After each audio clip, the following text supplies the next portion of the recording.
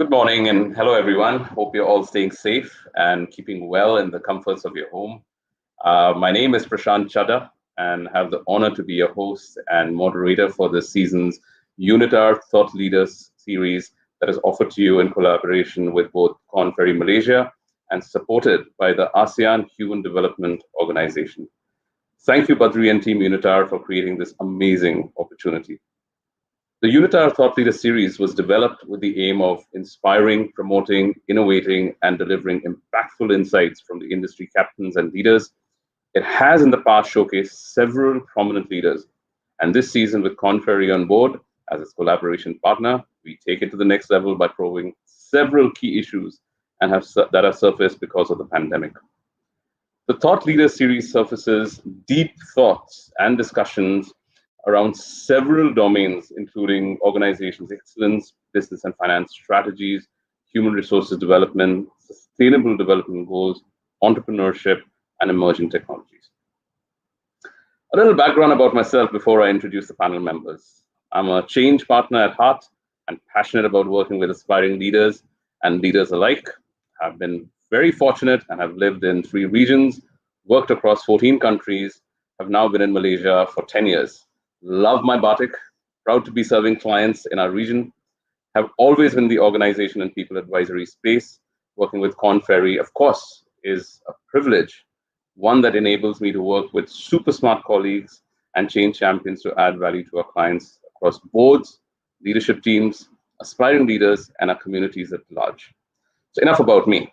I wish to welcome you, including young aspiring leaders from UNITAR International University and the National Defense University of Malaysia, UPNM, to this very exciting session where we have brought together 3 prominent ethical leaders who will be sharing deep insights and expert perspectives on ethical leadership. So, ladies and gentlemen, it's time for the show to begin. I will be introducing the distinguished panelists so we can get to know them a bit better. Start thinking about all the questions you're going to ask them as you listen to their bios and also their thoughts and views as we go in. First, may I welcome Dr. Bob Aubrey. He is the founder and strategic advisor for the ASEAN Human Development Organization. He is also the chairman of the Human Development Committee of the European Chamber of Commerce in Singapore. Dr. Bob Aubrey has led an esteemed and varied career as an entrepreneur, a writer, a teacher, a business consultant, and a founder of international institutions. He has lived in the US, Europe, China, and Singapore, and his work has taken him to more than 25 countries across 6 continents. So that's clearly double of what I've done, Dr. Bob. As a leadership expert, he has designed the 2020 award-winning program for Pertamina in Indonesia, the largest of its kind in Southeast Asia. Also, has created corporate universities for Apple and Casino and leadership projects with SAP, Volkswagen, and Kempinski Hotels. As a business school professor, he has taught leadership, talent development, and personal development at business schools in France, China, Australia, and now right next door in Singapore. If you haven't read his books already, here are a few that you must absolutely look at. There are 12 books and they're translated into 9 languages, so we really have no excuse, Dr. Bob, to read some of those books. Some of them are Human Development Careers, Leading the Future of Work in 2020, which is really recent. So please go get your copy. Leading Human Development in ASEAN in 2019, and Measure of Man and Creating Aspirational Leaders. So again, a real honor to have you with us, and welcome, Dr. Aubrey. Thank you. Next, we have Dr. Marcela Lucas, who is an innovation strategist who brings a global perspective to solving problems through innovative methods and solutions. Trained and certified as a Blue Ocean strategy practitioner, Dr. Marcela was recruited to our very own Malaysia in 2014 to deliver on strategic initiatives to support the national transformation efforts of our government. Dr. Marcela has co-created and delivers numerous trainings and workshops encompassing topics such as Blue Ocean strategy, inclusion and diversity, and self-aware leadership. Was previously the CEO of Lead Women, and some of you may have already interacted with her in that role, and has grown the enterprise that focuses on getting more women onto boards and into C-suite positions. Dr. Marcela re-innovated how to position women's leadership as a core strategic imperative for good, sustainable business. If you haven't heard her already, and if you have in the past, it's probably been at many conferences and speaking events, and also through the 30% Club. She's also a founding member of the leadership team and lead for a workstream 3, which is supporting women in leadership. She's also very close to the university and education. She's an associate faculty of the Ottoman Yaputullah Graduate School of Business, UUM, and the associate fellow at the Institute for Leadership, Innovation, and Change at UUM as well. Finally, Dr. Marcela also serves as a member of the Merdeka Awards Nomination Committee, and extremely, again, another person who's going to remind me that I need to start thinking about probably doing a PhD, because she's got her PhD in neuroscience from Dartmouth in the US, and a BSc in biochem from the University of Bath in the UK, and is originally from the Netherlands. Welcome, Dr. Marcela. Our last panelist that you're going to hear from very shortly is Dr. Wasir Hassan. Dato has had a 38-year career in banking, during which he rose from an assistant manager to a chairman. So we definitely want to know your strategy of how you navigated your career. I think all the aspiring leaders would love to know more about that. Your experience includes 10 years in merchant banking, 20 years as the CEO of Dala Al Baraka Malaysia, a wholly owned subsidiary of the Saudi conglomerate Dala Al Baraka Group. After the merger of Bank Utama, because Dato was involved on a number of financial institutions, and two of them specifically were two financial institutions for Dala Al Baraka Group, namely that you'd be familiar with, Bank Islam Malaysia Berhad and Bank Utama Malaysia Berhad. He has served on the boards of Bank Islam Malaysia, as well as Bank Utama Malaysia and Utama Merchant Bank. He was one of the three negotiating committees for the merger of Bank of Utama and RHB in 2001-2. Currently, Dato Wasir serves as a senior associate of London-based Ketz de Vries Institute, involved in leadership development and executive coaching. Dato holds a bachelor's degree in commerce from Loyola, MBA from Aston in '79, master's degree in consulting and coaching from HEC Paris in 2002, and INSEAD, and a PhD from Vrije University in Amsterdam in 2013. He's also the author of the Malay Leadership Mystique in 2016 and the contributing author of Global Leadership Perspectives. And for many of you who have seen him before, he is an adjunct professor at UNITAR International University. So, ladies and gentlemen, let's give a big virtual applause for three distinguished panelists. And we are now ready to start the discourse by posing a question. My request to everybody is, as we navigate through the questions, please use the box to send in your questions. We would love to hear from you and make this more about your questions and what you want to know than me being selfish and asking all the questions. So let's get started, and maybe we'll get started with you, Dr. Bob, because you've recently been talking about this on a regional level, and it's about setting the foundation as well for all of us. What is ethical leadership?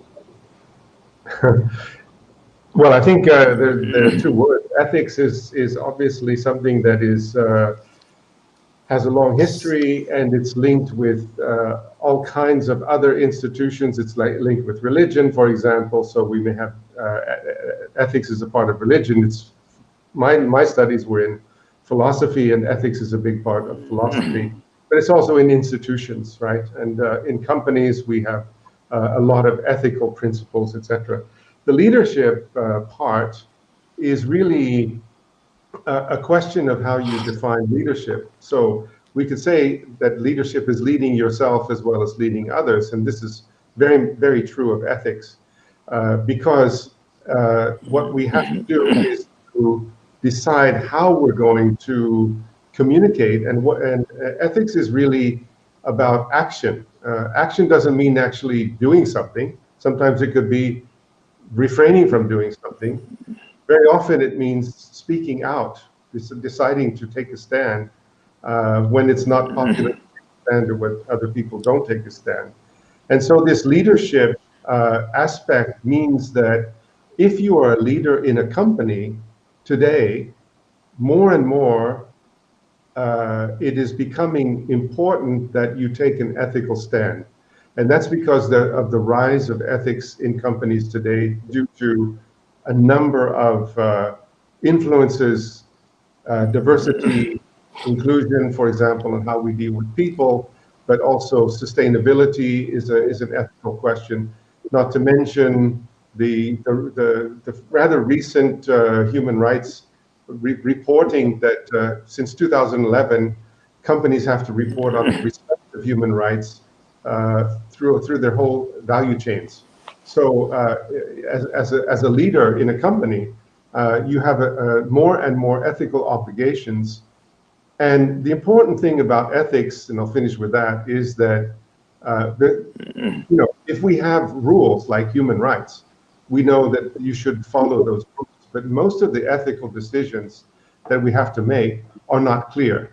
So it's like strategy. We don't have enough information, possibly, or possibly we have conflicting priorities, and we have to decide which one we're going to choose to be able to do it. So ethics is situational in many cases, and we have to decide in this particular situation, my particular role, what am I to do? And that's what is becoming more and more important and more transparent for leaders, obviously in politics and other areas, but also in companies. I would say it's a rising concern. Ethics is really one of the capabilities of leaders today.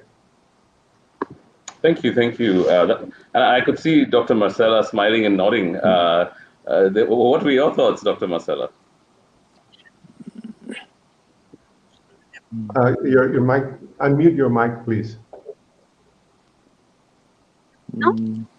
Yeah. Yes. Good morning, everyone. Thank you for having me, Prashant. Bob, Vazir, very good to see you. And yeah, good morning to everyone in the audience. Yeah, I was nodding and smiling quite a bit. I think when you asked that question, Prashant, what is ethical leadership? It's a huge question. It's kind of a ticking phenomenon as well. And I think, Bob, you mentioned some very pertinent issues. You know, we're looking at corporate leadership, political leadership, religious leadership, and we'll spend sort of the next hour and a half delving deeper. I think what I would just like to maybe start with is, for me, ethical leadership is doing the right thing when no one is watching, one, and two, when no one actually gives you credit for it. Right? Because it's often people have made good choices and good decisions, not just for themselves, but for the wider community, whether it's your company, your community, or your voters, but doing the right thing. And I think, like Bob, you said, the right thing is also a constant changing phenomenon. There isn't really right or wrong. And I think another part of ethical leadership is, how are you communicating your decisions? How are you educating the people around you? And how are you getting that feedback? Because I think ethical leadership is a co-creation. It's not something an individual sort of spearheads and runs off with, but rather understanding what's happening at the time and what's the best decision to make for now and for the future. So those are just my two thoughts. Thank you very much. And Dr. Basir, obviously, is clearly an important aspect in as part of being a strong and influential leader. What else could be a reason that all of our listeners should consider this and ensure they make it a part of their thought process? Yeah, thank you, Prashant, and good morning to everybody. You see, what we see is, in leadership, ethics is already implicit. That is my view. Nobody wants to appoint a leader who is corrupt. And nobody accepts that he's a corrupt leader. And no organization wants to promote corruption or unethical behavior. So it is implicit that leadership means you have to be ethical. The fact that we are talking so much about ethics and ethical leadership because we have seen so many failures in the recent past. You know, Enron, whose leaders went to jail, what they had in their lobby was integrity, communication, respect, and excellence. So they project themselves to be an organization of integrity, but until we find out, so it is very tricky to see who is ethical and who is not ethical unless something, a major phenomenon comes out of the organization. So leadership, of course, when leaders are there, they are magnified. You know, the morality is magnified among the leaders, and we are expected to have the fundamental ethical thing, which means you have to be good and you must be also effective. You can be a very good ethical leader, but if you're not effective, it's also no use. You can be an extremely effective leader, but if there is no ethics in you, that is also bad. So we need to have a combination of ethics and good management to become an effective leader, it may look like as if ethics has deteriorated in recent past, and all of us were, I mean, historically ethics was very great. Maybe we don't know, but because of the media and the transparency which has emerged recently because of technology, a lot of things are being exposed very quickly. And therefore, it may seem that ethical leadership has deteriorated in the recent past. It may not be true. Maybe it was there from the beginning of history when the philosophers were there and the ethics started. But because we are now able to quickly put our light onto misbehavior, toxic behavior, so it has to be there all the time in our conscience to make sure that we are ethical and we run our organizations or nations in a proper way. Thank you. That's my... Thank you very much, Dato. And I did promise I'm not going to be very selfish and continue asking you all the questions. We've started to get questions from the audience already, which is amazing and well done. The first question that we have actually from the audience is from Mohammed Hassan, and this is for you, Dr. Bob. Is there any difference between ethical leadership and authentic leadership, which is brought forth by Bill George, which focuses on practicing your values and principles and your life story? Oh, that's a few questions. And by all means, the other panelists after Dr. Bob, feel free to jump in. Yes, I was going to say, please, I'm not the one that has all the answers. Well, there have been other books about authentic leadership. So basically, let's agree on authentic leadership, which is the idea that you are a leader true to yourself in some way, and that you are willing to express yourself. So that is balanced by effective leadership, as Dato has mentioned, which is also important. So ethical leadership is part of authentic leadership. And obviously, someone who is ethical is obviously being authentic if they're trying to make the right decision and acting upon those decisions. But there's a little bit more to the authentic part than just the ethical situation. What I would say is, however, that we're starting to see more and more in the literature of leadership the importance of ethics. And even in that case, I would say that the literature on leadership, and when I say literature, we're talking about tens of thousands of books that are published every year on leadership. It is the most important source of books that you find in business. So in the publications, we're still a little bit behind some of the ethical problems that we're facing today, such as, for example, global warming and sustainability is changing day to day. But I would say that if we were going to have a course, and I asked whether you had a course on ethical leadership, you have a course on leadership in the MBA program that I think some of you are doing, and I'm sure that a big part of that, and a growing part of that, is going to be what should I be doing? What are my responsibilities? How should I act? And how do I communicate as a leader to my company to start to create an organization that is ethical and a culture as well that is ethical? So there's some fundamental questions that are being raised about leadership in business beyond the authentic leadership, which are some of the new issues that we have to but there's a large overlap between ethical leadership and authentic leadership. Thank you, Dr. Bob. And the other panelists, please feel free at any point to jump in. I do have one question though, and before I ask that question, I have to thank Roslan, who's already preempting the next section of our conversation. Just hold on, Roslan. We'll be coming to that topic absolutely in another 10 minutes or so. The question that I have, which has always been a bit of a puzzler, is why now? We've gone through so much change at different times through the last century. But why are we talking about ethical leadership now? Isn't this obvious that we should have been doing this for a while? I don't know, Dr. Marcella? Yeah, that's somebody else to start. Yeah, I think that's a very interesting one because I agree with you, Prashant. You know, when I think about my own education and how I was brought up, ethics was kind of always at the forefront of that. Doesn't mean it was executed on, right? There's still no right or wrong, but understanding that it's important and that we should be working towards it. I think, as someone was mentioning earlier, I think the reason it's so important now is really because of this whole social media phenomenon, right?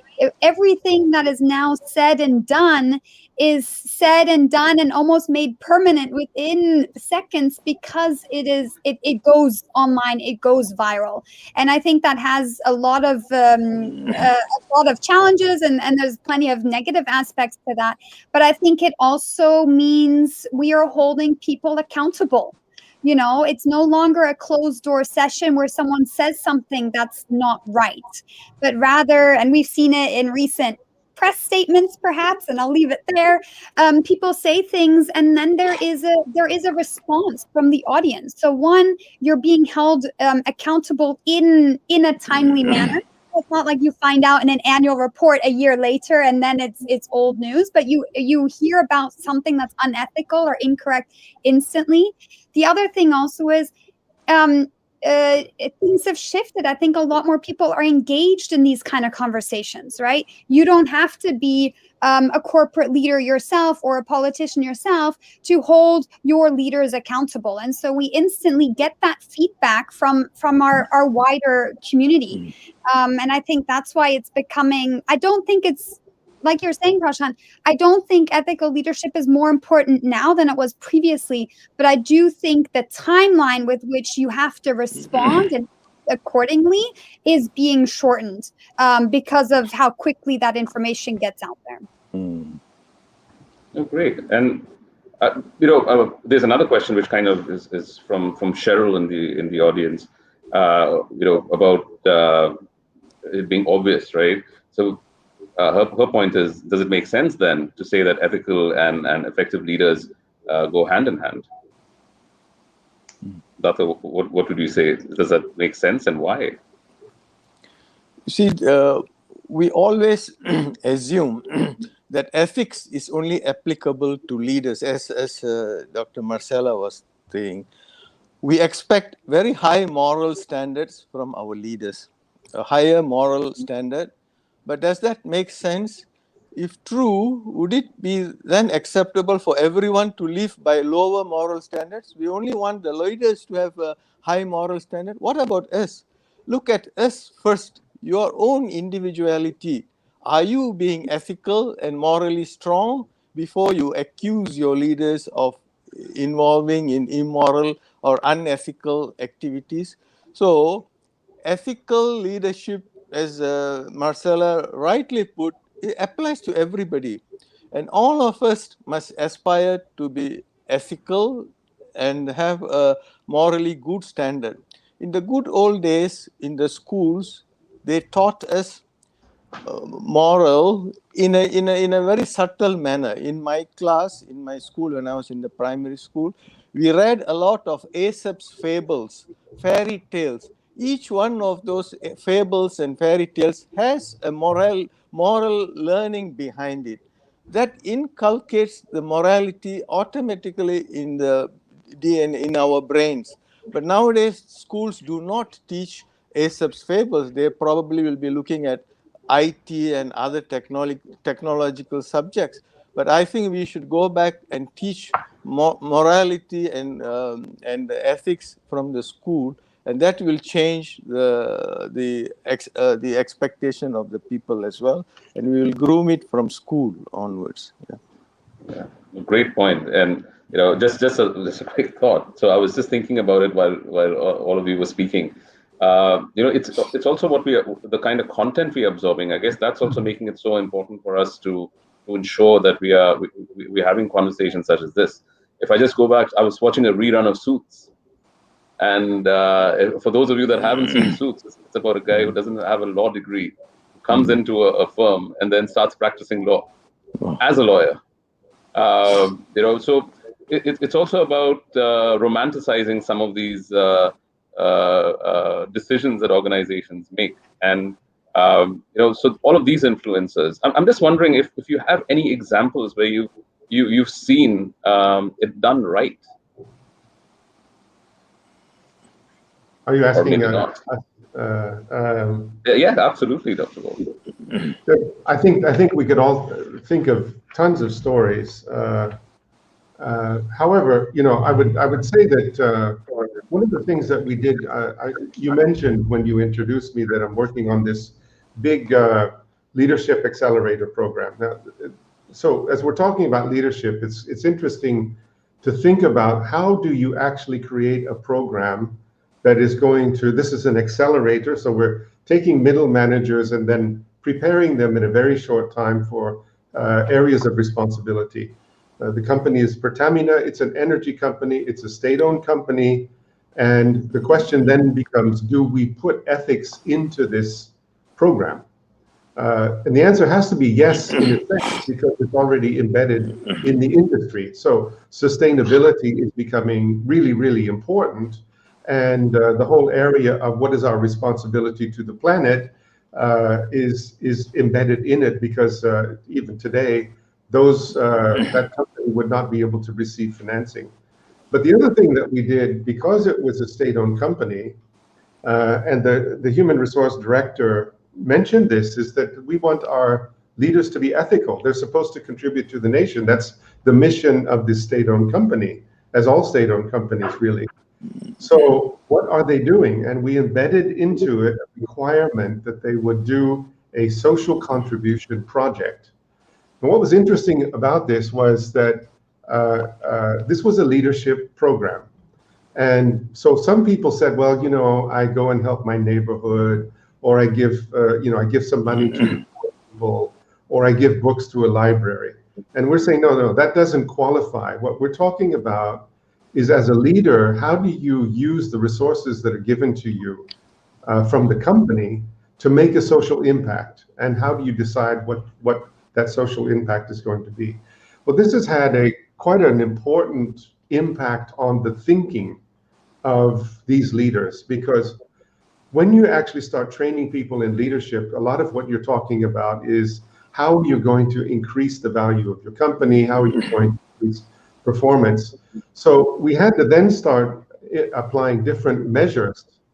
And this comes back to the question about effectiveness, or let's say efficiency versus ethics, is that performance is one of the big things that has been driving companies for a long, long time. And we have lots and lots of performance measures, and in companies we use key performance indicators to measure how people do in their jobs.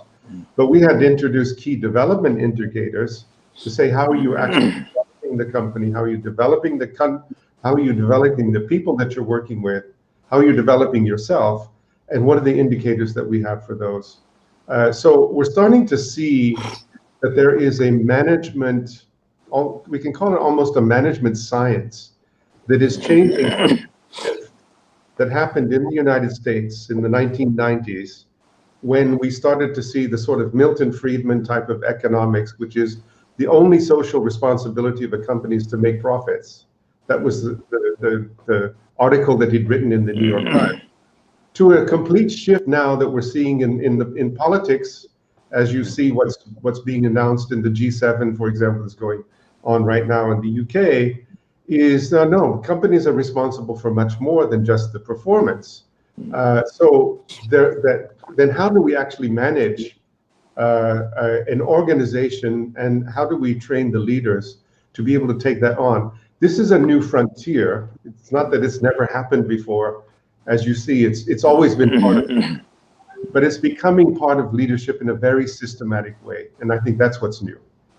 Yeah, actually, if I could just ask one question, and because I've heard you say it a few times now, social, you've talked about sustainability, you've talked about global warming. What does global warming have to do with ethical leadership? Well, okay, let's go. Global warming is something that companies have a direct responsibility for, in different ways, obviously. But let's go back to the 20th century. In 1945, humanity was for the first time created the capability to destroy all life on the planet, or at least to destroy the human race with the atomic bomb. Now, this was something that had nothing to do really with companies. It was a military and political power and capability that had to be somehow regulated because it was totally new, and we're still dealing with that in terms of nuclear proliferation. But when it comes to the 21st century and the idea that we're living in the Anthropocene, in other words, a period in the history of the planet in which humanity is having the impact on the diversity of species as well as global warming, then it means that the production, what companies are doing in terms of pollution, for example, or carbon creation. So in the energy industry, this is very, very important these days. This responsibility that leaders in companies and that business has for the planet is becoming a very serious thing. Some of it is being legislated in laws, but here's where we get into the ethical situation. The laws are moving too fast and it's too complex to create a law every time you want to promote that companies are doing the right thing. So it comes to the ethics of the leaders, and in terms of their dialogue with the shareholders and people that are working with them and with the stakeholders, what is it that we should be doing? And different companies have different solutions and different commitments that they're making. And this is something that we need to pay a lot of attention to because it's very vital for how we do our work. And of course, it's very vital for leaders in how they fulfill their role. If I may jump in here, Prashant, Absolutely. To add to what Bob said perfectly, I have a very good definition of from Simon Weston, one of the writers on leadership, who says ethical leadership focuses on values, diversity, corporate social responsibility, and sustainable environmental practice. To answer your question, why sustainable environmental practice is because we are in this situation because of the abuse of nature. We have over-abused the natural resources available to us, and that has created a situation where now the younger generation are questioning how come the environmental issues have taken a very strong position in the younger generation, because they see the abuse by the older generation of natural resources until we are almost at the depletion stage of some of the natural resources. So we should be mindful, and there must be a conscience in us. You see, no matter how much you want to lecture or write or teach about ethical leadership, if you don't have it in your conscience, you can always get around it by abusing something. So this conscience can only be taught from school, from younger age, what is good, what is right, what is wrong. So this is something I wanted to add on to Bob's comments here. Thank you. Actually, while he was saying this, I had this picture in my mind of me as a child. I grew up by the sea. So we used to use stones to skip on the water, especially on a calm day. We used to love doing that. And sometimes you'd pick up pieces of wood, whatever you found as a child. Sometimes it could be a piece of metal, and you try and skip it. So that was me throwing stuff into the ocean. And then I have my kids. When we go for holiday, as they walk down the coastline, they're walking around the beach, and they're picking up pieces of plastic bottles and getting rid of them. I mean, what a difference! And you're right; it's the generations that are probably doing it. One question that we've got a lot of questions coming in, but I'll pick on one of them by Khairul, and that's a question that I have too. So I think Khairul and I are thinking alike at this point of time. What makes ethical decision making so difficult? It seems obvious. So, Dr. Marcella, what do you think? Yeah, that's a tough one, and I saw some of the other questions coming in as well, because of course it depends on you and the relationship with that other person or the community or your cultural values and sort of the nuances around that. For me, For me, and maybe this is coming from a younger person and maybe a more naive perspective, but I think it's the difference between short-term gain and what we think and know is good in the long term, right? And some of those questions were coming in. What if you are offered something that will help you in the short term, whether it's getting into a university? There was a big scandal last year in the US, or whether it's a lot of people are out of jobs. I mean, I live out in a kampong. I'm out on Pulau Tioman, completely dependent on tourism. So a lot of these people are out of jobs, aren't getting an income. Would they make a trade-off and say, hey, I really need the income to support my family, and therefore I may cut a corner and may accept something that I maybe wouldn't if I was better off? But I think one is what decisions are you making on a personal level, right? And what are you making that will benefit others, not just yourself? I think being an ethical leadership, it is not about you, right? I think generally leadership is not about you. And I think that's what we're seeing a lot at the moment is people are making decisions based on what's good for them and sort of their buddies, as opposed to what's good for society as a whole. And you can make that as big or as small as you want, but it's about the long term, and that pulls into your question on sustainability, Prashant. Yes, most environmental sustainability and even diversity and inclusion isn't regulated. So why bother? If it's not regulated, we're ticking the box. We're not doing anything that's illegal. But who is going to stick their neck out? Who's going to speak up and say, okay, guys, but we can do better and we can actually be more ethical about this? So I think it's very, very difficult. And I think you need to pick and choose what decisions you're making when. But ethical leadership is very difficult, especially when you're looking at the trade-off between short-term gains and what should be good for more people in the long term.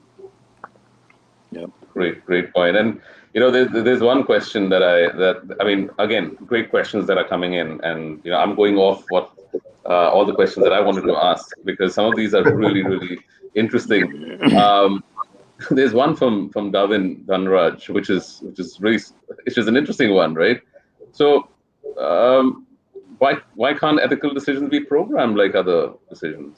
Can we do that and then problem solved and discussions done, and we can all go back to our brunch on this lovely Saturday? Well, go ahead, Dato. I think you were beginning to say something. Yeah, I think it's a good question, but you see, we have also to make our compromises between. If you cannot be a Puritan on ethical leadership and outline everything like halal, people always want halal things.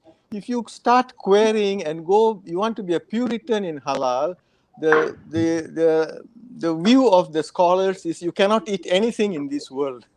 There is a limit to how much you want to be ethical, and how we have to make compromises. So it's very difficult to outline and say A, B, C. These are the outlines of ethical leadership, and say it is. For example, I'll give an example. Let's say I'm the CEO in my office, and my child says, "Dad, photostat this chapter for me," and I photostat for him or her, my child, 3 or 4 pages from my office photostating machine using my office paper stationery.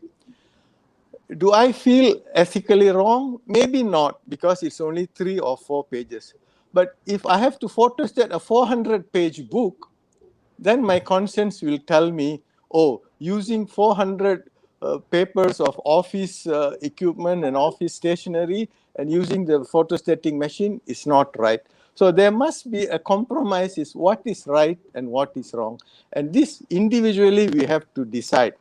But it is, unfortunately, sometimes we completely go on. First time it is 5 pages, is okay, and then slowly you go to 10. And this, I'm giving an example, but it must be built in our own conscience, what is ethically right, what is ethically wrong.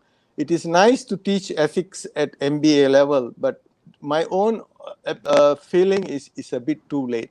These kind of things should start at younger age. and we must inculcate these values to our younger generation and the children. And before, when they come to MBA and then they do ethics, then they fully appreciate it. Dr. Bob, I think you were going to say something too. Well, I'm confronted with those kind of issues where I don't have the right answer almost daily these days. It's so fascinating to be in ASEAN because in these 10 countries, you have possibly the most diverse workforce or economy in the world. I mean, we don't all agree on what human rights are, although the ASEAN organization has a list of 40 human rights, but we don't apply them.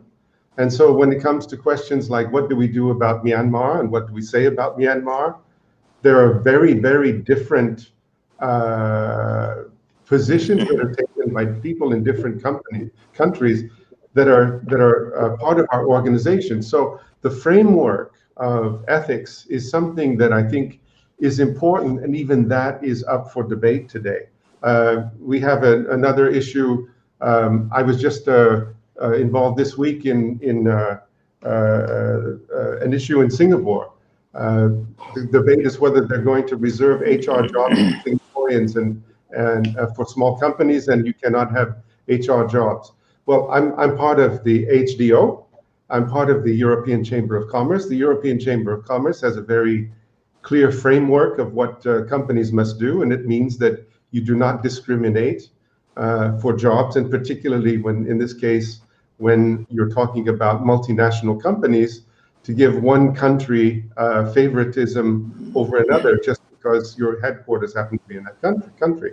But it's an ethical decision to say something about it. And we were talking about, well, what are the Americans saying? Well, they're not going to say anything. Well, then should we say something? Should we write a letter? And then I know that with my Singaporean friends, and I'm part of the Singapore Human Resource Organization, that it's going to be viewed in different ways. So what makes it difficult is that, yes, we have rules, and I think we have frameworks, but in many cases, the rules don't actually give us an answer of what do I do in this particular case, given the context and the people that I'm dealing with.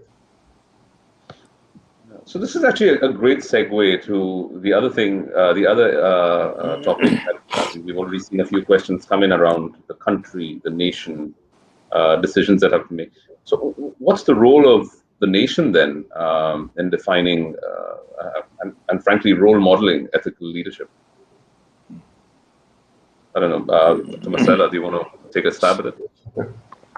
Yeah, I think, again, a very difficult question. I saw some of the other questions coming in. I think, Dato, like you were saying, it's about individual decisions and what works for you, given the time, given what works for you at that time. And I think from a national perspective, it's important to know who's benefiting and who needs what when, right? It's very difficult. I mean, Bob, you were saying across ASEAN, it's even more difficult. But if we can use just Malaysia as an example and the use of plastics, that obviously came up with the previous government quite quickly, quite a bit. It's still on the agenda globally. But if you look at, for example, Malaysia, if the government says, hey, we're going to stop single-use plastics, which some governments around the world are starting to do, that looks great, and probably for the people in the audience, we're all like, yeah, that makes sense.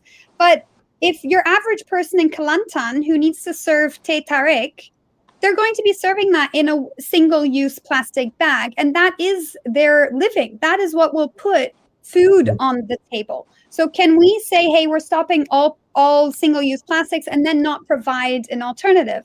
Versus people in the city, you've probably got your reusable Starbucks mug or whatever. Use that. Why are you taking single-use plastics, right? So it's about understanding what situation are different people in. It's very, very complex. And if you as an individual, if, for example, you are in Kelantan and you are a bigger business and you can afford not to use single-use plastics, then that would be the ethical decision.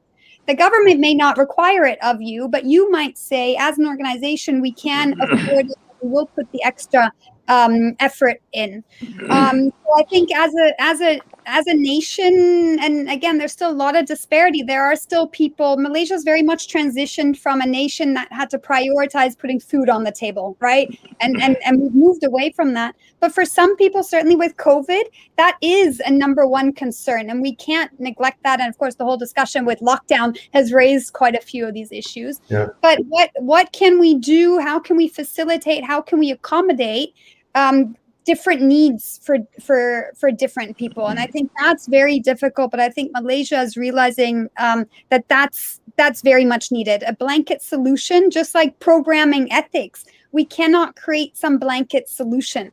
It is a spectrum, and depending on where you are, it will benefit you, and it will also benefit everything around you. So just hold that thought, because one of the things you just mentioned, Dr. Marcella, was that you mentioned pandemic, you mentioned food on the table, and one of our participants earlier, and I apologize, I hope I pronounced her name well, Duon Ai, and if I haven't, my sincere apologies. A great question, which is that when someone actually offers us a good offer that can help us escape our economic problems, I mean, what if that happens? I mean, we may want to, but we can't. It's a difficult one. That comes to a larger question, which is very often ethics is a question of what personal sacrifice do I have to make, and what am I willing to make? And that's why I think that ethics really starts with yourself. The first ethical question of a leader has to be, am I going to be an ethical leader? How do I define myself? And once you do that, you can start to see that as you go through life and go through your work, you're going to come to these ethical decisions. As we've said, they don't have an automatic answer. Doing the right thing, and we can't, as Dato has said, we don't take an ethical decision every time we decide. So it's really for the important things. But in this case, the question really becomes, what is the impact on others, and also what's the impact on myself, and am I going to do this, and I'm going to accept this, and to what extent does this require a sacrifice, and to what extent is this going to change me and my ethical stance in life? And I must say that, personally speaking, because I'm an old man now, I've had, and this may help others, is that my ethical self-definition has changed as I've gone through life. And at this point in my life, I have the time to be able to invest more. So it starts to take on a life of its own. For example, we're talking about ASEAN. Now, at HDO, we wanted to have an ethics committee. Ethics very important in human development. And so we started talking with Marzuki Darusman in Indonesia, who is a human rights reporter. He did the human rights report on Myanmar, for example. He said, it's not just for human development, guys. We need an ethics committee for ASEAN. And we're going, wow, that's a really big, you want to set up an ethics committee, an ethics council for all of the decisions that are coming up in ASEAN? And we did. So we went to the ASEAN University Network, and we set this thing up. We're setting it up now. And the we're hit right away with the Myanmar situation of what do we do, what do we say, and who do we talk to about what's coming on. So my point being that you will have different implications in ethics as you go through life. But I think already when you start to think of, if I'm going to be a leader, what are my obligations and what are my ethics? It's a very important piece of thinking to do. Yeah. No, and I'm going to pick on that a little bit. So you talked about ASEAN and that conversation that you had, and maybe Dato, for you, as Dr. Bob mentioned, for the region ethical leadership, an ethics committee. but we are all at different maturity curves as nations. Does that make a difference in your opinion if we have 10 countries, but all 10 companies are at a different point in the maturity curve? Does that complicate matters? Certainly, I mean, it creates its own complexities because we are all not on the level playing platform, and therefore each country has its own thoughts of how much of ethical things we can implement. But I would look at, now there is a research done by two visiting professors from INSEAD. They call it responsible leadership. Responsible leadership, they define it as a specific frame of mind promoting a shift from purely economistic, positivist, and self-centered mindset to a frame of thinking of all constituents and thus the common good in mind. If you have a common good in mind, instead of just purely looking at positivistic or economically favorable solution, so that may probably allow us to make some compromises and come to what could be a responsible leadership. And this is one argument that Dr. Mahathir always used against the West.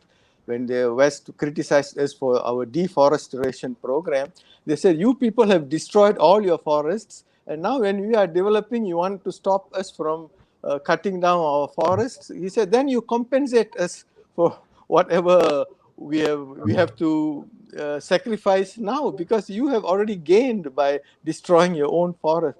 So maybe that kind of argument may not be fully implementable, but we may need to compromise to give certain credentials to some of those lower developed economies to compensate them in one way or another for the sacrifice that they are making. But it's not easy. It is very easier said than done. Yeah. Bob, you want to? I'm sorry, I must disagree.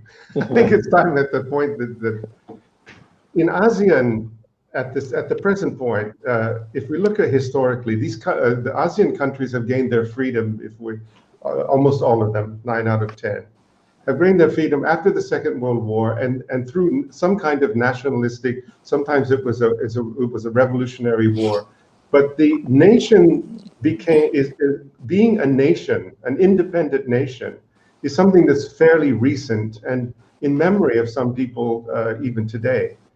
And the point that was made by Marzuki Darusman was that we used to believe that we would develop first, and then we would go into human rights. And if you look at the most developed country, the richest countries, are they the most democratic? No, they're actually not on the top of the list. The most democratic country is actually the fully democratic country is not even in ASEAN. It's a country that is joining ASEAN, which is Timor-Leste, who's who was founded under human rights with the United Nations. That's if you look at the list of the Freedom House list of most democratic countries, it's more democratic than any of the other 10.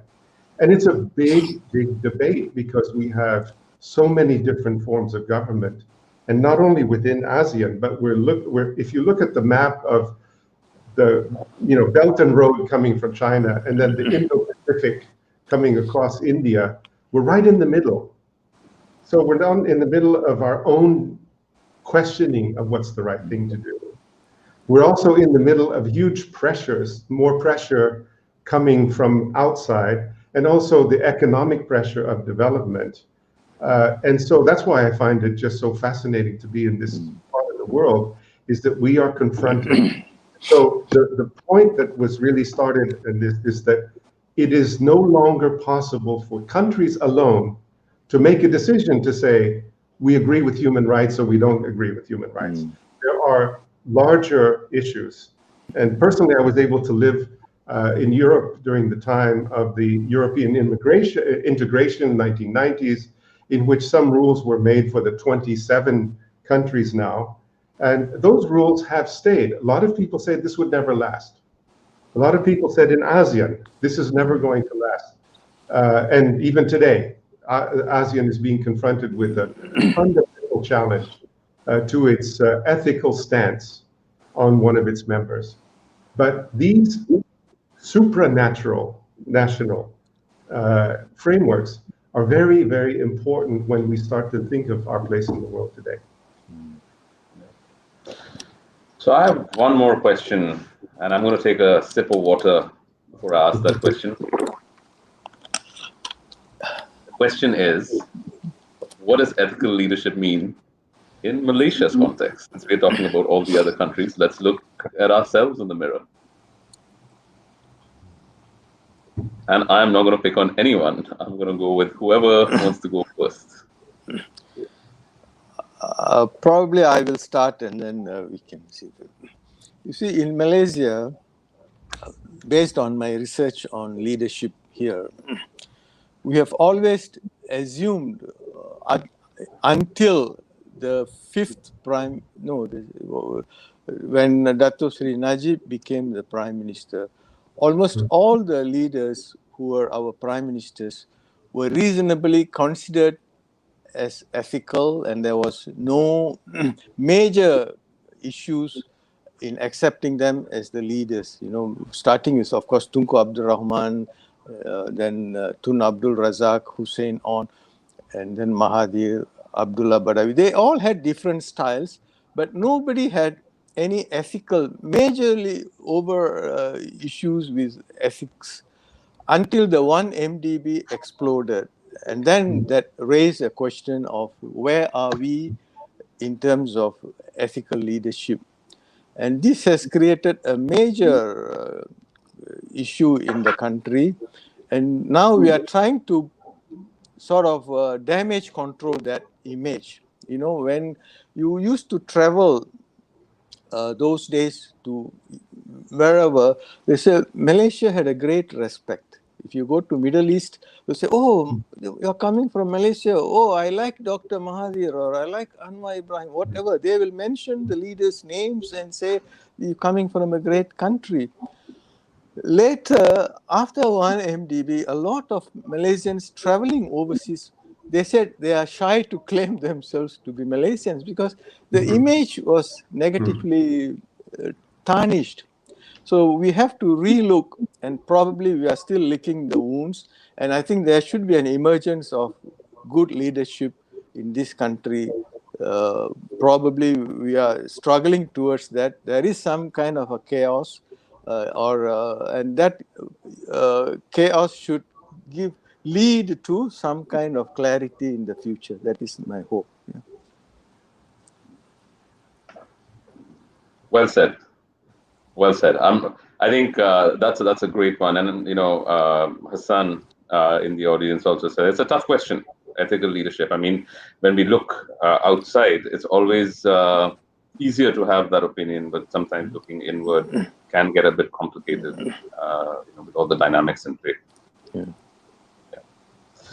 All right. So, you know, believe it or not, we're coming up to an hour. We've been having this conversation for an hour, and we've got tons of questions that are coming in. I just want to change gears a little bit and start moving from countries more towards organizations. And you know, one thing's for sure, we've all talked about the fact that corporations have that responsibility. And you know, we had a few comments and questions as well around: is it the corporation? Is it the leader of the corporation? Is it everybody else? I wanted to focus, and usually when we think of corporations, you know, we're thinking about the big logos and the big brands that we all know. I also wanted to talk about the SMEs, because the SMEs are serving these large corporations as well, and are usually stuck in the middle of taking care of the employees, as well as ensuring they provide those services at you know, a well negotiated price, to say the least. So what do we say? What are our recommendations for SMEs? Dr. Marcella, do you have a point of view? Yeah, I think that's also a tough one, and I think it will depend, obviously, as always, case by case. You know, when we were discussing this in the briefing as well, the question is almost positioned like it's one or the other, right? Can SMEs survive and do business, or do they have to be ethical? As opposed to saying, well, how again, looking at the ethical spectrum, let's identify where they are. Are there things they can be doing to become more ethical? And it sounds awfully cheesy because it's such a loaded term, right? But what are sort of smaller things they can be doing? And I think the crux of that also is greater transparency and greater communication. If these SMEs are vendors in the oil and gas or aviation sector, they've had a really tough time, right?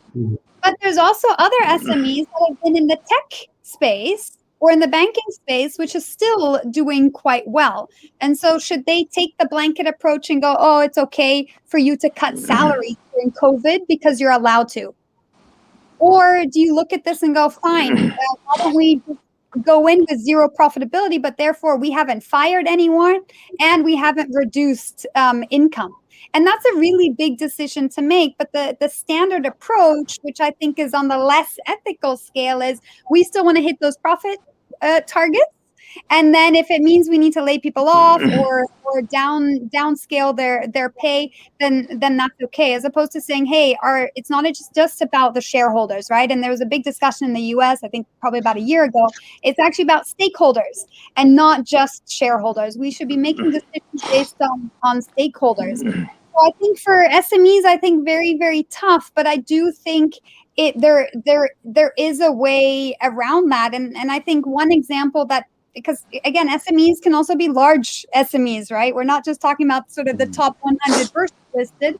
But a lot of companies have also used COVID as an excuse, perhaps, to be less ethical, right? They have used this as a means to be able to retrench people that maybe in the past it was more difficult to sort of, revamp their workforce or to reduce salaries.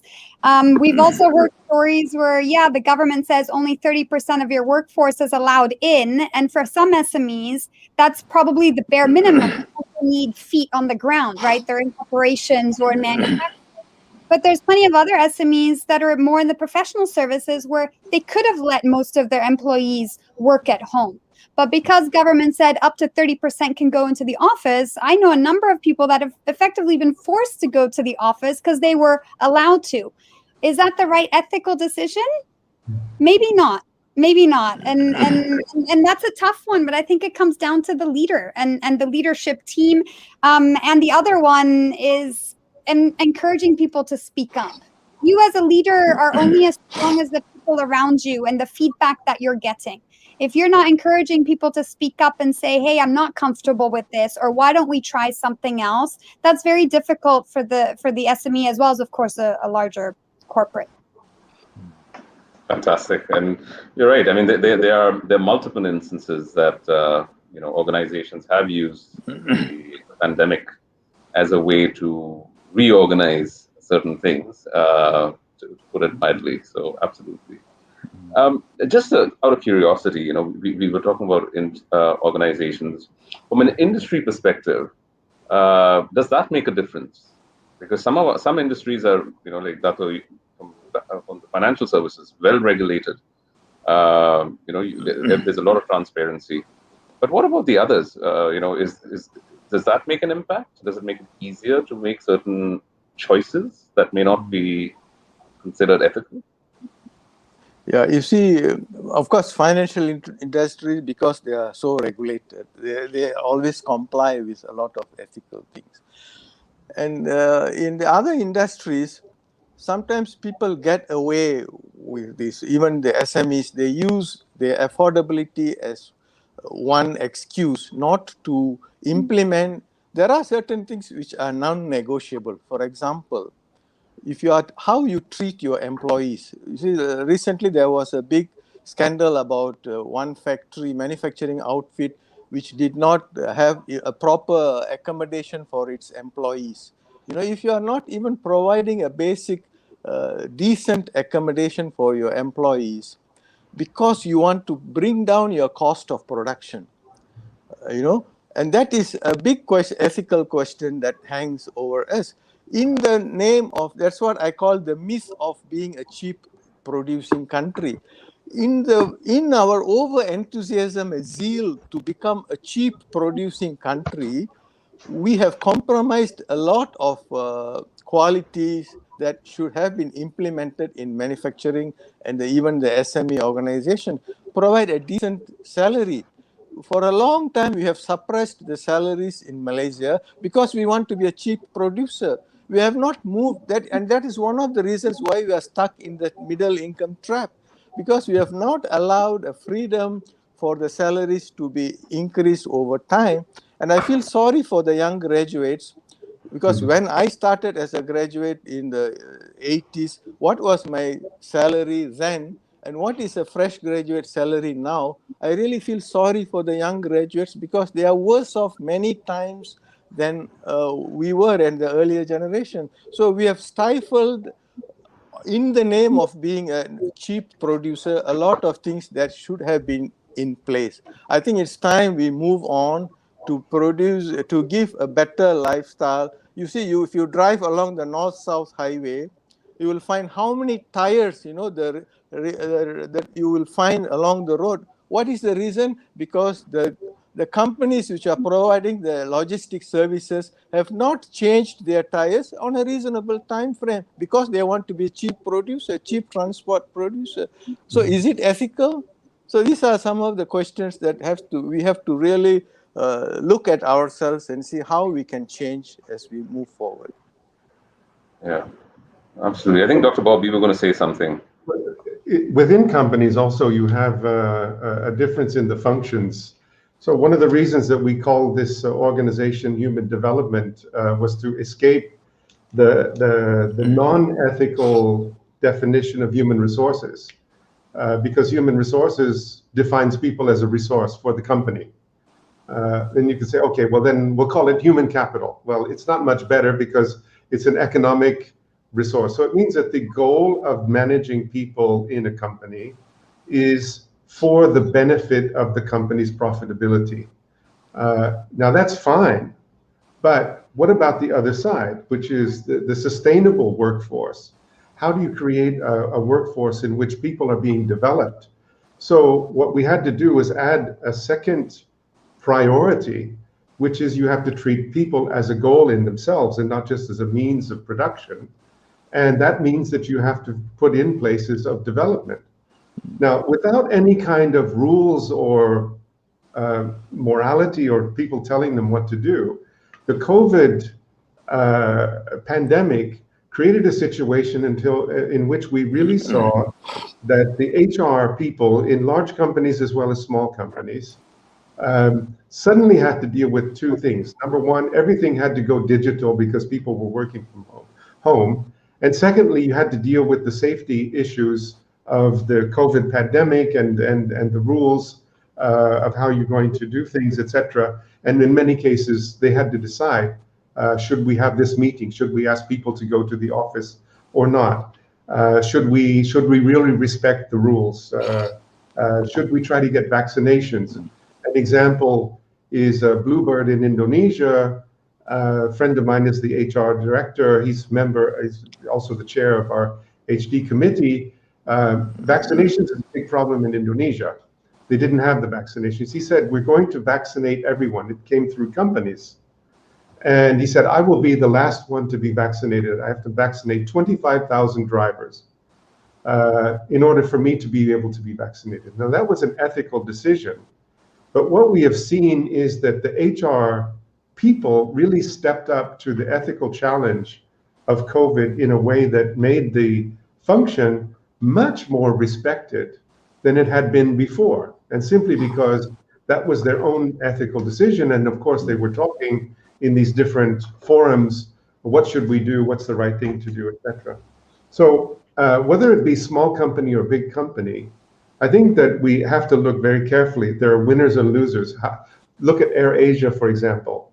I would hate to be in AirAsia, but they have an ethical committee, which is AirAsia Foundation. The head of the AirAsia Foundation is continuing, and they are trying to take care of their employees and to try to deploy. Now, it doesn't mean that they can keep everyone, because they're trying to survive, but they will be coming back without losing, I think, their very humanistic culture and their very ASEAN type of culture. Another thing that we're seeing, I think, in the economy, and this is where business has an ethical dimension, is with the gig economy. So we're starting to see, in Southeast Asia, we're starting to see a huge phenomenon of the unicorns and entrepreneurship, which is really changing and giving aspiration to a lot of young people. Say, I'm going to start my own company. It's a very good thing. And then they go and they get investment, and they get significant investment. And the investors then start to say, this is what you can do with the money that we are giving you, and we're looking for a return on investment. So if you look, I'll give you an example. When I was talking with Gojek, they wanted to create an academy, a training academy. They were growing very, very quickly. And I said, okay, well, what are you doing for the drivers? That's a different thing, because HR doesn't take care of the drivers, right? I said, well, if you're not doing anything for the drivers, I'm not interested in creating an academy, because they said, well, we have to create a foundation for that, and which they've done. But the point is that in many of the business models of the gig economy, it is an attempt to reduce the cost of employment of people beyond the salary, in which they don't have retirement benefits, they don't have paid vacation, they don't have health benefits. And these contracts, who regulates them? And so it's back to the countries that say, we're going to regulate contracts. To the point where, for example, an article in Financial Times last week mentioned that the Singapore government is discouraging anyone, and actually banning anyone from becoming a Gojek driver or a Grab driver in Singapore unless they're under the age of 50. Why? Because the young people go in and they start to make money and they can buy their car, but they don't have health insurance, they don't contribute to the CPF, and they will not be able to buy their apartment. And therefore the Singapore government says, we're the ones responsible. So let's take an issue with that. So we have the case is very, very complex of what kind of business, what kind of industry, what kind of management model we have. Yeah. Bob, I may even add, even in the financial industry, recently, in the last 10 years or so, they have also created, Prashant, you may be aware, they have created a separate team of people who are only hired on contract basis. Yeah. And therefore, they are not entitled to any of the benefits of a full-time employee. They can be fired anytime, and they can be hired at any time, and without EPF and other benefits. And this is not, also I do not agree that it's an ethical way of employing people to overcome their problems of having full-time employees. They have contract employees. They create a separate subsidiary where they only recruit contract employees to serve the institutions. That is not very good for banks, which are making a lot of money in this country. I think that's... Yeah. So, we've talked about the country. We've talked about corporations. We've had a couple of questions. Alex earlier, Chandar and Dayan Khalida talked about education. When should it start? As educators, what is it that they should do? So maybe we just a little bit, if we can talk about, what's the role of educators? I mean, it starts as early as school, or is it earlier? I mean, what is it that educators should do, and how early should we start? Dr. Marcella? Yeah, absolutely. I think the younger, the better. I mean, it should start at home, and then certainly with the educators. I remember when I sort of first moved to Malaysia, there were some, they do these big studies, and there was a study that looked at the acceptance or the acceptability to take a bribe amongst the youth, right? And I think Malaysia youth is still 39 years and below. And there was a study at the time, I don't remember the statistics, many years ago, and I was like, oh, I'm sure that's changed. but UKM did a study, I think just in 2019, for just pre-COVID. And at the university level, they showed that almost 31% students said they were open to accepting bribes if they had power and opportunity. You know, and this is students. So this is if you're looking at sort of, again, the spectrum, the more privileged, the more educated, and they're the ones going, oh yeah, it's okay, especially if I have power. Not, as we were discussing earlier, if you have economic means. You know, I do think those are two very different things. But if you're in an opportunity to, if in a place where you should be saying no and can say no, and yet you don't, that for me is a very clear line. So I do think it needs to start at the education level. I am not an educator by training, but the challenge I've seen that, of course, starts with children and then trickles up all the way to older people, of course, is in Malaysia, the education system is not designed around questioning. Right. And I think as we're discussing today's why ethical leadership, why is it difficult? How can we change it? I think the fundamental is we need to allow people, including children, to question what knowledge are they getting? You know, whether it's from the teacher, whether it's from social media, whether it's from the auntie next door. That's not ingrained in the education system, and I think that, and of course, changing the education system is very, very difficult. I know, also very politically sensitive, but we need to encourage children as well as teachers to question. And if you look at some of these studies, Malaysia has the highest power distance in Asia, or even maybe globally. And what that means is if someone has a higher rank or position or whatever, it's very, very difficult to question. And I'm talking about respectable questioning. I'm not talking about like rioting on the street. I mean, that's sometimes a solution for other things, but how can you question? So if you are, and it sounds like maybe we have some teachers or some very passionate educators in the audience, but also just if you're a young manager or a more established leader, allow people to question, just like you should be questioning. And I've done that, and often it gets seen as weak, and people have said, oh, Marcel, why are you questioning yourself in front of the team? Well, we also have to lead by example, right? Like Bob, you started, you said, I don't have the answers, but why can't we have an open discussion and figure out what is the way forward? None of us have the answers. That is just the way it is. And certainly as teachers, can you instill that in these young minds that they can question? You know, if whether it's picking up plastic on their way back from school, or what kind of milk, how much sugar is in the milk or in the juice that they're getting at lunch, or hey, this teacher said this. I think we need to encourage children, but also employees, you know, everyone, to respectively be able to question and have a healthy discourse. Fantastic. Siddhartha, please go ahead. I want to also add, in addition to what Marcella was saying, we also need to not only educate our children, but educate our educators. You see, they are also, in a very parochial-minded manner, not being very open. If you want to teach ethics, you have to start with Plato, Socrates, Confucius, etc. And we must be open-minded. In addition to Prophet Muhammad, we should also be willing to learn from what Buddha said, or what Confucius said, and what the Western philosophers said. That kind of open-mindedness must be instilled in schools and the universities to really create a good ethical society for the future.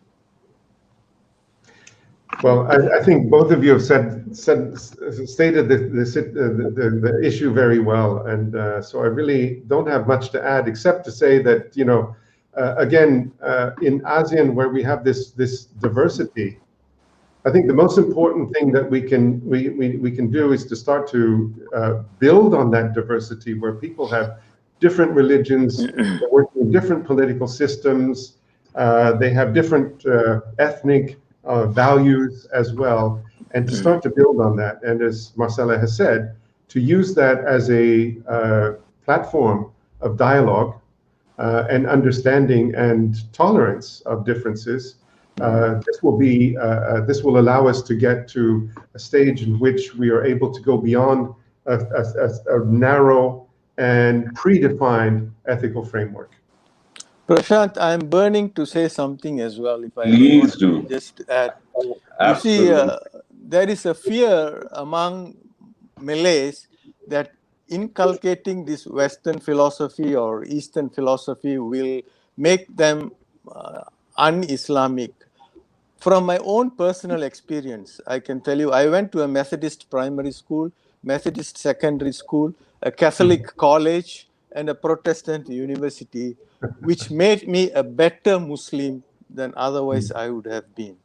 If you want to learn about Islam, go to the Oxford Center of Islamic Studies. That will make you a better Muslim. So do not be worried about if we learn the Western philosophy or the Eastern philosophy, we will not be a good Muslim. That is a fallacy, I can tell you that. And therefore, we should encourage our younger generation to learn everything that is possible so that they can be better Muslims. Frank Swettenham in the 1800s has already said the British tried their best to convert Malays into Christians and they failed. The Malays are so staunch Muslims. So nobody on earth can change the Muslim faith among the Malays. So we should not be worried about that and move on to educate the Malays and the others in a broader context in our situation. Yeah, thank you. Thank you, Dato. Well, believe it or not, we're coming up to the last 8 minutes or so of our conversation. I almost am tempted to ask UNITAR, let's extend it for another 1 hour and keep the conversation going. But let me not be too greedy. We've got many such series coming up in the future. But I guess the last couple of questions, maybe the first one, hearing you, listening to all your thoughts and experiences, is it possible to make ethical leadership happen? Can we do it? Or is this a pipe dream? Dr. Marcella? Okay. Shall I start? Sure. I think yes, definitely. I think this is actually what's happening. If you look closely at the trends in management, first of all, as others have said, there's more and more reporting and transparency. So it becomes more difficult just to say this doesn't apply to me. You have to say what you're doing.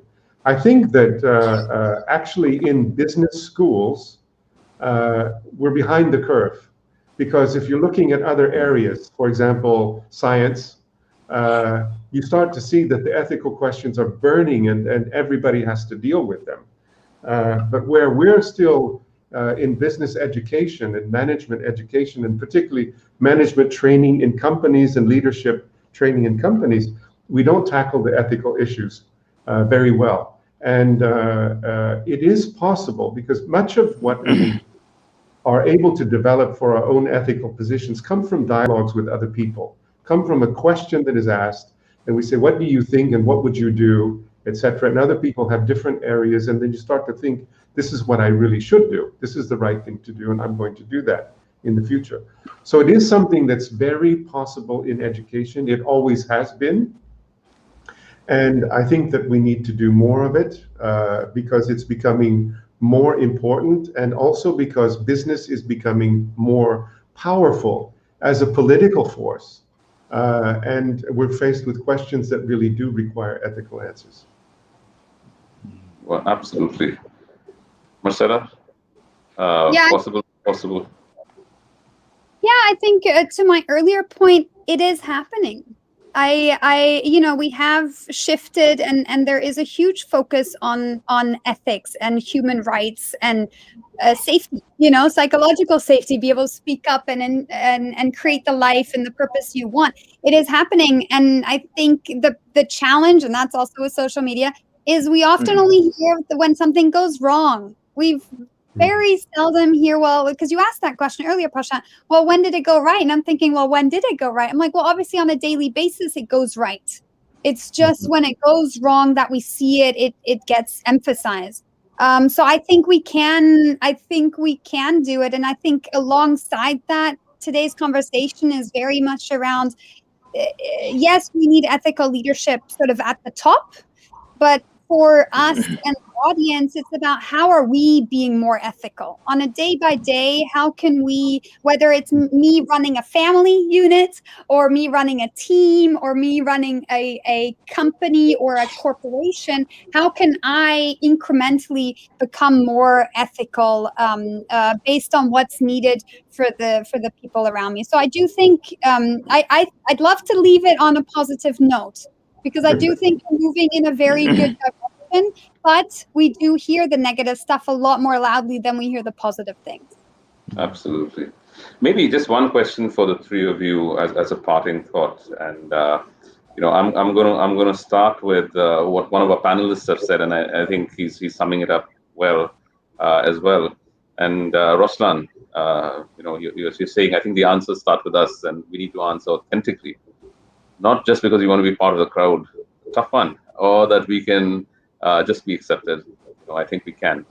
One of the things I love doing, at the end of each session is from the panelists. There's so much information, but we've all got to take that first step. So, Dato, maybe starting with you, what's the first step that our listeners can take? And coming from the three of you, there can be three different ideas that they can get, and they can pick one. And I would urge them to follow this.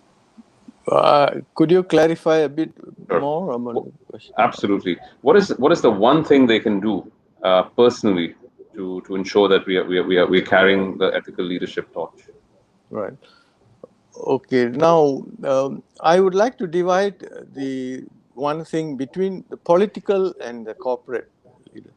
There is a ray of hope at the corporate scene, because people like EPF, Blackstone, etc., they are already imposing a lot of ESG, and which includes ethics as well, in their investment. But politics is very difficult, because globally nobody controls politics. It depends on the collective decision of the people, how we vote. And if, heaven forbid, if Trump becomes a president in the next election, then we will have a very what I will call a negative hope for future of ethical leadership. And there is, but for me to start with, we should start from our own self, from our home, teach our younger children from young what is right and what is wrong. And it is difficult to define what is right and what is wrong. Your inner mind will tell you what is right and what is wrong. Follow your inner mind. Thank you. Dr. Marcella, you want to go next? The one thing that we can do? Yeah, I totally agree. Follow your internal compass. You need to be able to sleep well at night, and your internal compass will allow you to do that or not do that. But I think to add to that, speak up. And again, that's a very difficult one. But maybe just at the end of each day, reflect on something that maybe didn't sit right. Why didn't it sit right? And what could you have done? And often it is about maybe, the next day, is there something you can speak up about? Can you pull someone aside and say, hey, wasn't so comfortable with what was said or done. Can we have a conversation? And that can be done in micro, I'm not talking about a revolution here, right? But just very, very small things is the one thing you can do every day to move your ethical compass in the right direction. Thank you. Dr. Bob? Well, I think we're speaking with a privileged audience, because this is the time in which I think many people are defining themselves, particularly as leaders, not just as individuals. So I would say the first step is to find an initiative, and you have a choice between two. One is you can find an initiative of people that are doing something that is right, and you join them and you discuss and you get involved, and that way you start to learn how to take action. And if you're feeling very brave, find something that is wrong and join some kind of initiative or speak up or take action in order to try to deal with that situation, not necessarily to solve the problem, because some of these problems are very complex and they take a long time to solve. But to actually get engaged in something that you think is not the right thing, and to actually take take a step in and act. And I think that's the message I would give to the people that are listening to us, because now we're going from reflection to action. That's what leaders will be doing. Fantastic. Well, all good things must come to an end. With that thought, we come to the end of this session. I am sure all attendees have got a lot out of the session. You've been a very engaging audience. You've asked a lot of questions. Unfortunately, we couldn't go through all of them. But I hope you've pinned down your 3 things or 2 things that you want to that you've taken away, and the 1 thing that you're going to do. Again, it was a real honor to spend the last hour and a half moderating the panel with you, Dr. Bob, Dr. Marcella, and the other Dr. Vasir. Thank you, Badri and Team UNITAR, for organizing this amazing session. With that, we come to an end of the first of many UNITAR Thought Leaders Series. Thank you and stay safe. Thank you.